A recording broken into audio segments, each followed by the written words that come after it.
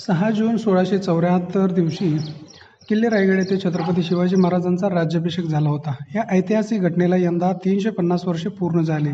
प्रतिवर्षाप्रमाणे यावर्षीही संभाजी महाराजांनी शिवछत्रपती रंगभवन चौक येथे शिवस्मारकाच्या ठिकाणी राज्याभिषेक सोहळा साजरा केला. सप्तनद्याचे आणि 2 समुद्राचे पवित्र जल, 16 प्रकारच्या फळांचा रस आणि सुवर्णमुद्रांनी शास्त्रोक्त पद्धतीने राज्याभिषेक संपन्न केला.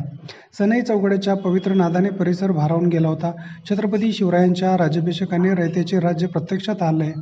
खऱ्या अर्थाने तो हिंदुस्थानचा पहिला स्वातंत्र्य दिन असून भारतीय लोकशाहीची मुहूर्तमेढ यावेळी रोवली गेली. शिवरायांनी हिंदवी स्वराज्यामध्ये प्रत्येक घटकाला मान सन्मान दिला होता. शिवविचाराचा तोच धागा प्रत्यक्षात आणत संभाजी महाराजांनी वासुदेव होनकोंबडे व वासंती होनकोंबडे या दिव्यांग दाम्पत्याला छत्रपतींना राज्याभिषेक करण्याचा मान दिला.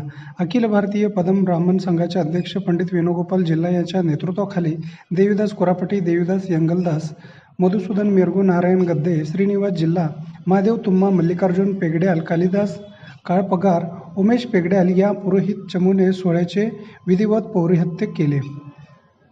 या प्रसंगी संभाजी आश्रमाचे संस्थापक अध्यक्ष श्रीकांत डांगे, कार्याध्यक्ष शिवाजी वाघमोडे, प्रदेश संघटक प्रकाश डांगे, ॲडव्होकेट महेश जगताप, सरचिटणीस गजानन जमदाडे, जिल्हाध्यक्ष आनंदराव निळे, शहर प्रमुख सागर ढगे, अमित कदम, प्रमोद जगताप, राजेश पाटील, अजिंक्य पाटील, तुकाराम जाधव, रेवण कोळी, रोहन तुपासे, संजय मस्के, संतोष कदम, सचिन लंगाळे, अविनाश विटकरी, द्वारकेश बाबलादीकर, गिरीश जवळकर, विठ्ठल वाघमोडे, सुधाकर करंजकोट, राजू रच्चा, महिला आघाडी प्रमुख उमा राजपूत, मनीषा महाडिक, कविता मराळ, प्राजक्ता चव्हाण आदींसह कार्यकर्ते मोठ्या संख्येने उपस्थित होते.